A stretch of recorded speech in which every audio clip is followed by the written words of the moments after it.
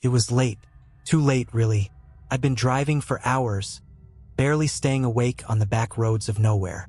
My GPS had long stopped working, and the only thing guiding me was the faint outline of distant, flickering streetlights. I thought I could make it to my destination without stopping. But as the night crept on, I realized I was wrong. My eyes burned, and my body screamed for rest. Then I saw it. A lone, unassuming motel sign that read, "Hilltop Motel Vacancy." I didn't even think twice. The thought of a bed, a warm room, maybe a coffee, was enough to push me into the parking lot. The place seemed deserted, which only made me hesitate for a second. But I was tired. I needed a break. The motel had that classic, outdated look. The kind that felt like it belonged in the 70s, with its neon lights buzzing weakly and peeling paint. As I stepped out of my car, the cold air hit me like a slap, waking me up a little. The sound of gravel crunching under my boots echoed through the empty lot. Inside, the lobby was dimly lit, with an old, cracked counter that looked like it hadn't been touched in years. I rang the bell. A few seconds later, the door behind the counter creaked open, and a man appeared. "Hello there," he said with a friendly yet unsettling smile. His name tag said Harold. He was older, probably in his late 50s, with a thin, graying beard. His eyes were too wide, too bright. "Room for the night?" I asked, trying to mask the unease that was creeping up my spine. "Of course," he said, almost too eagerly. He handed me a key, the brass tag worn and scratched. "Room 7, just down the hall." I took the key without much thought.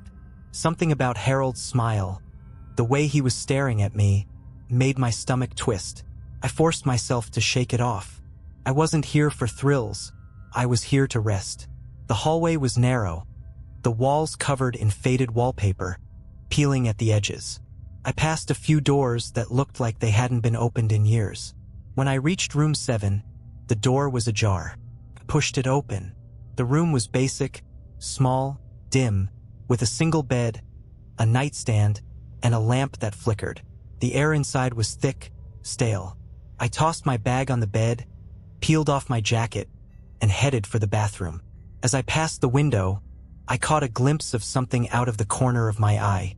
A figure standing near the edge of the parking lot, just beyond the reach of the lights. I froze, but when I turned to look, they were gone. My heart was pounding in my chest. I told myself it was nothing. Maybe someone else had checked in. I shut the bathroom door behind me, locking it just to be safe. But something felt wrong. Something wasn't right about this place. And that's when I heard the first knock. First, I thought it was the wind. The building creaked in the cold, and I'd read enough ghost stories to know that a knock could just be the sound of an old building settling. But the knock came again. Slow, methodical. 3 sharp raps on the door, followed by silence. My heart skipped a beat. I glanced at the bathroom door, feeling a cold sweat starting to form on my skin. I wasn't expecting anyone. I hadn't told anyone where I was, let alone anyone here. "Hello," I called out cautiously, trying to sound more confident than I felt. Nothing. I slowly opened the bathroom door, careful not to make a sound. My eyes were fixed on the door to the room, watching for any movement. The seconds dragged on like hours. I told myself it was nothing, just some prankster, maybe a guest from one of the other rooms. But then the knock came again. This time, it was louder, as if someone was pounding on the door, desperate to get in. My pulse hammered in my ears. I walked slowly toward the door, my hand trembling as I reached for the handle. I hesitated for a moment, then turned the knob. The door swung open. There was no one there. I stood there, my breath catching in my throat, staring into the empty hallway. The dim light from the lobby flickered, casting long shadows. I stepped back into the room, the feeling of being watched creeping over me like ice water running down my spine. Then I heard it, a soft whisper, a voice. It seemed to come from right behind me. "Don't go back to sleep." I whipped around, but no one was there. The room was empty, silent. My stomach churned. The air felt heavy, oppressive, as though it was closing in on me. I grabbed my phone from the nightstand, fingers fumbling, and dialed the front desk. "Hello?" Harold's voice answered after one ring. Yeah," I stammered. "I just had a strange experience. Someone knocked on my door. And there's this feeling, I don't know how to explain it. Something's wrong here." Harold was silent for a moment, and then his voice lowered, almost as if he were speaking from a different place altogether. "Nothing wrong here, son. This place is perfectly safe. You're just tired. Get some rest." There was something off about his tone. Too calm, too rehearsed. I didn't reply. I just hung up, my hand shaking. The last thing I needed was to get involved in some weird local drama. I wasn't in the mood for any of this, especially when I was so close to passing out. I locked the door again and lay back on the bed, staring up at the ceiling, trying to shake the feeling of dread crawling over me. But no matter how hard I tried, I couldn't escape it. I was being watched. I was being hunted. I knew it. Suddenly, the phone rang again. The shrill tone cut through the silence like a knife. I reached for it, hesitating only for a second. "Hello?" My voice was shaky. There was no answer, only breathing.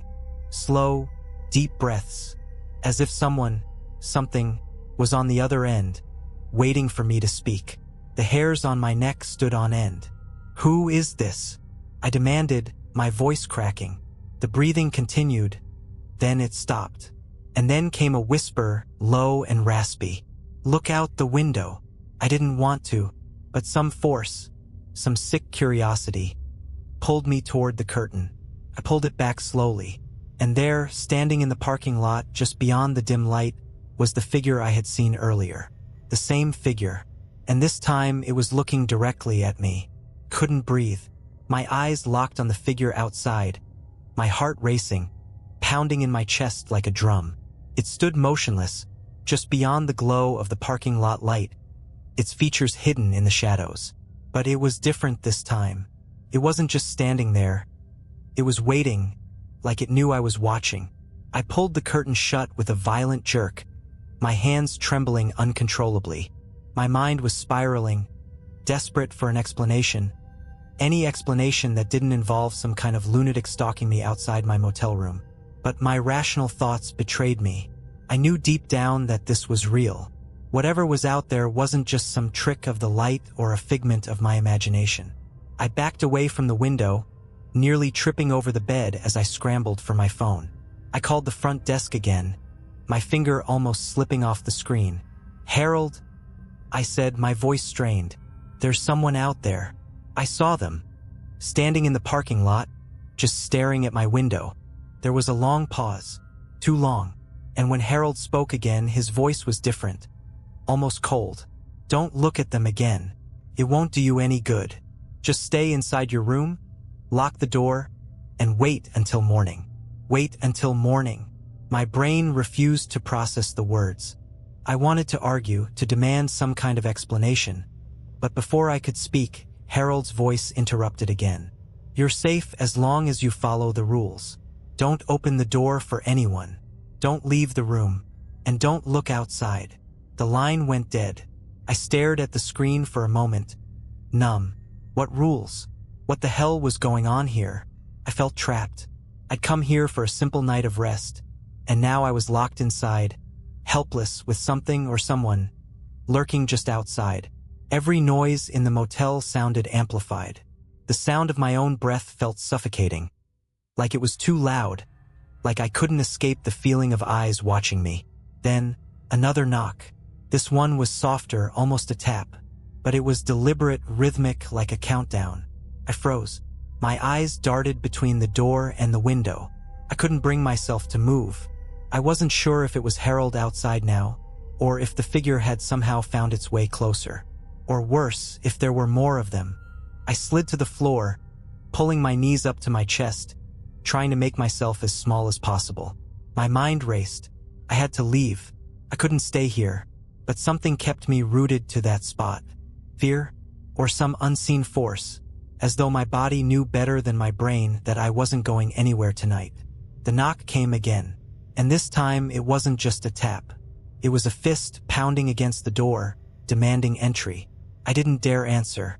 Suddenly, there was a sound from the hallway, something shuffling, scraping against the floor. Then, a voice, low, guttural, mumbling something I couldn't quite understand. I crawled on all fours to the door, heart hammering in my chest, and I pressed my ear against it. The voice was getting closer. "Let me in, let me in." It was not Harold. I didn't know what was worse, the sound of the voice or the fact that I could now hear breathing. Heavy, labored breaths, coming from right outside. I jumped back, my hand covering my mouth to stifle the scream that was building up in my throat. But I was too late. The door rattled violently, and then, just as quickly, it stopped. Dead silence. The kind of silence that suffocates you. The kind of silence that means something is wrong. I had to leave. I had to escape this madness. But how? The thought of going out the back door, through the window, seemed like the only option left. But the hallway was so quiet now. Too quiet. What if I was walking right into it? What if it had been waiting for me the whole time? And that was when I heard it. The creak of the floorboards outside. I wasn't alone anymore. My breath came in shallow gasps as I crouched in the corner of the room, trying to make myself as invisible as possible. My entire body felt like it was vibrating with fear, and my mind couldn't focus on anything but the sounds creeping closer from outside. The floorboards creaked again, closer this time. I didn't dare move. I felt like any sudden motion, any sound I made would draw attention, would bring whatever was out there straight to me. I pressed my back against the cold wall, my eyes glued to the door, waiting, praying for the noise to stop. But it didn't. The shuffling continued. The slow, methodical steps dragging like something wounded, something broken. I heard a faint scraping noise, something metal dragging across the floor, or perhaps nails running down the wall. The hairs on the back of my neck stood straight up. Then the voice again, soft, barely audible. "Come out! Come out!" I clamped my hand over my mouth, choking back a sob. I wanted to scream, to run, but my body was paralyzed with fear, as if something unseen was holding me in place. I couldn't even move my limbs. They felt as though they were weighed down by an invisible force. "Please, God, make it stop."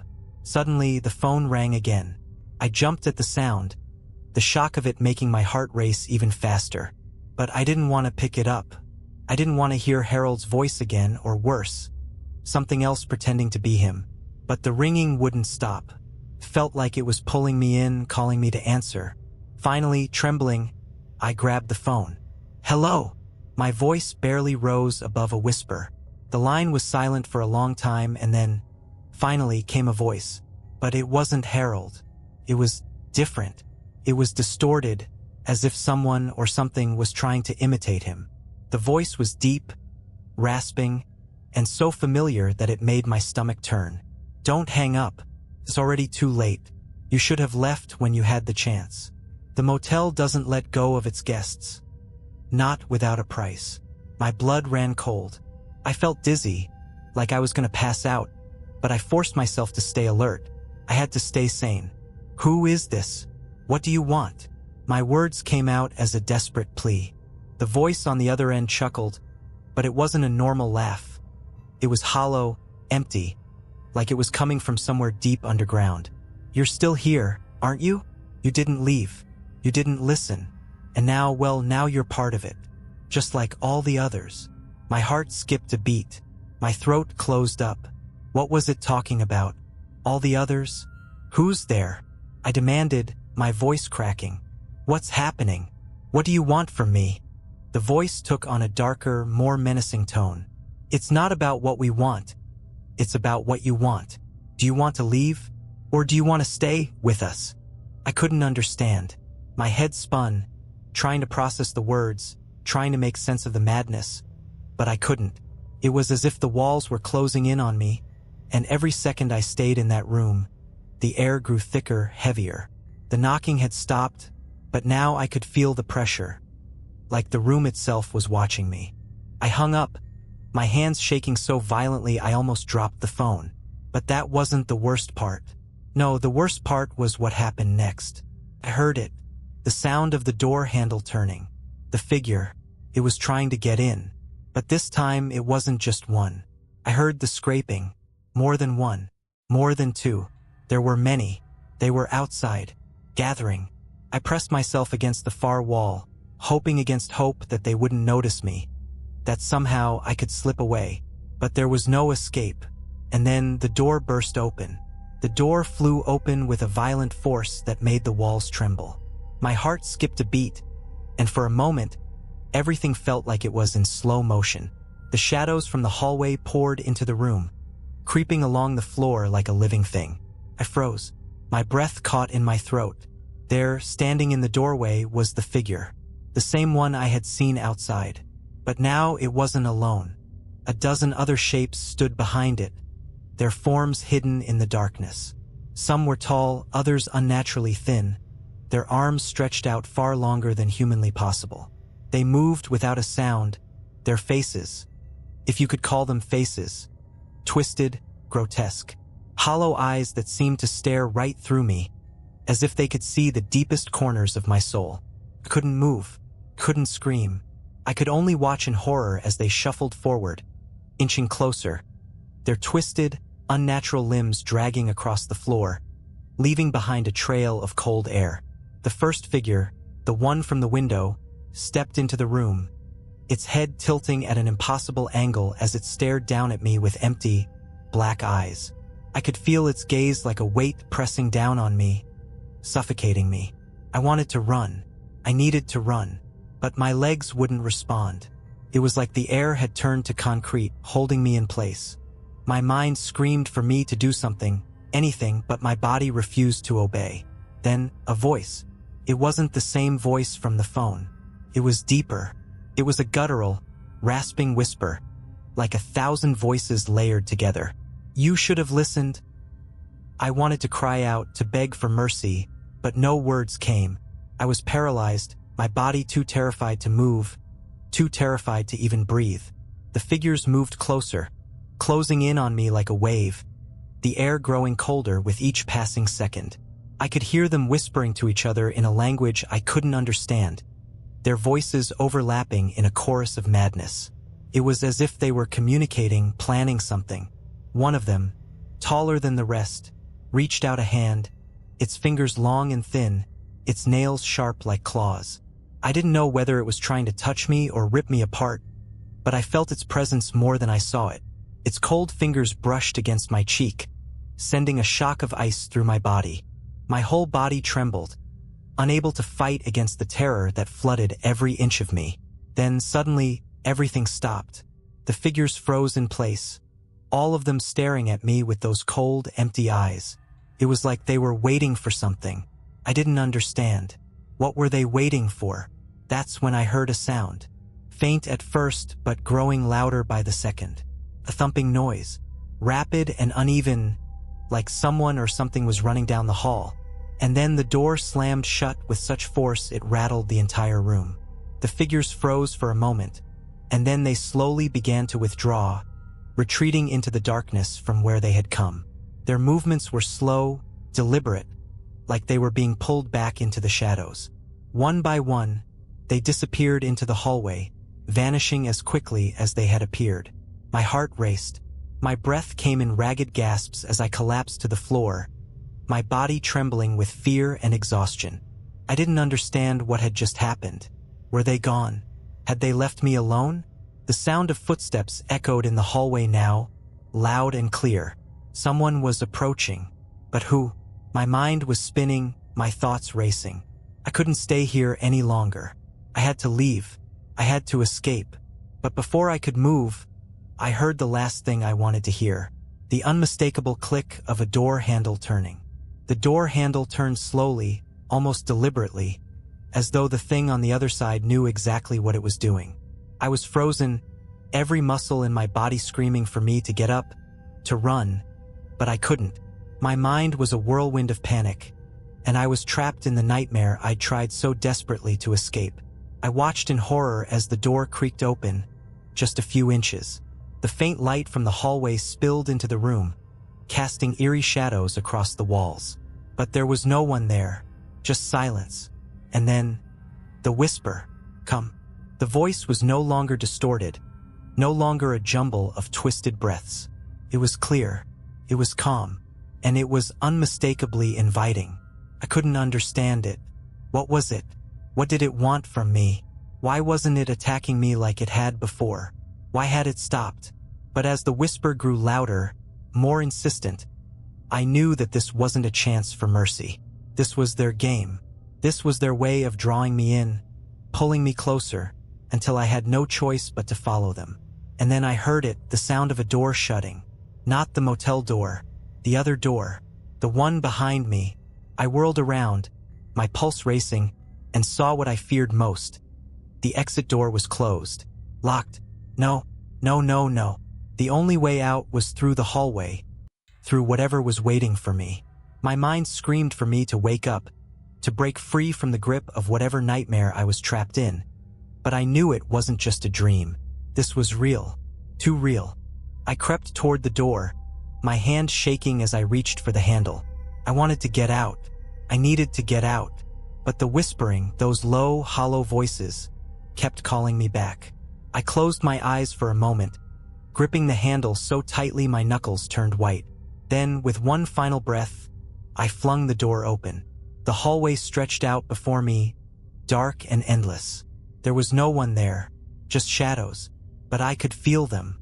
I could feel their eyes on me, watching me from the darkness, waiting. The figures, the whispers, the feeling of suffocating dread. Everything was alive, pressing in on me from all sides. I had to move. I couldn't stay there, trapped in that haunted place. But as I took my first step into the hallway, I felt a cold hand grab my wrist. It wasn't like before. It wasn't cold like ice, but it was different. The touch was heavy, as though it had weight, like something far older and darker than anything I could understand. I spun around, and there it was, Harold. But he wasn't the same. His face was twisted, like something had taken over his body, pulling his features into something monstrous. His eyes were black, empty voids, and his mouth was stretched into a grin that didn't belong to a human. "You should have listened," he said, his voice now completely alien, like the very words were being forced out of him. And then he stepped aside, revealing what stood behind him. The figures, all of them, dozens of them, lined up in the hallway, their hollow eyes glowing faintly in the dark. They didn't move, not yet, but I could feel it. Feel them waiting, like predators closing in on their prey. "You had a choice," Harold continued, his voice hollow and distant. "But now you belong to us." I backed away, my mind racing, but there was nowhere to go, no way to escape. The hallway stretched on forever, and the figures, those things, were closing in on me, their footsteps silent and slow, but inexorable. I was cornered. My heart pounded in my chest. My legs were shaking. And then, I realized something. The motel, the entire place, was a trap. It wasn't about the rooms or the empty parking lot or the strange knockings. It was a place where they kept their victims. They kept you here. They watched you. They made you part of them. And now it was my turn. I wasn't just in a motel anymore. I was part of it. I had become one of them. The last thing I saw before the darkness swallowed me whole was the cold, dead eyes of the figure who had been waiting outside my window. I had no choice. As the figures moved closer, the air around me grew thick with an unnatural cold, pressing against my chest, suffocating me with every breath I took. The hallway, once just a passageway, now felt like the inside of a tomb, a place where nothing left could ever escape. The shadows around me shifted, and I could feel the eyes of the things in the dark drilling into me, their unseen gaze burrowing deep into my soul. They weren't just watching me.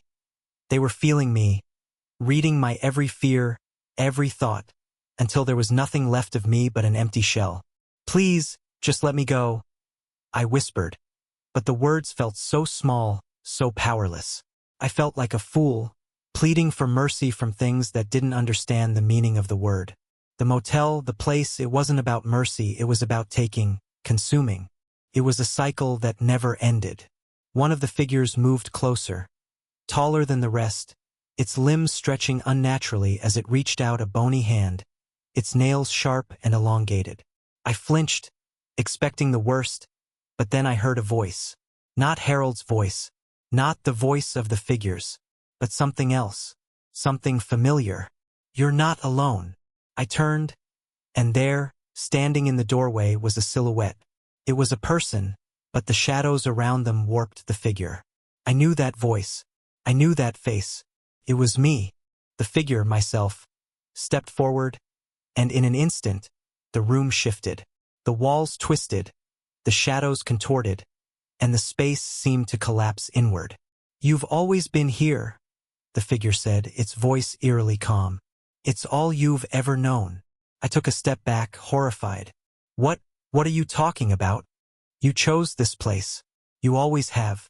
This motel doesn't bring people. Captures them. It's a reflection of what you are. What you've always been." The figure raised its hand, and in an instant, everything became clear. The rooms, the knocks, the eerie whispers. They weren't just a series of events. They were a manifestation of my own darkest impulses, my deepest fears.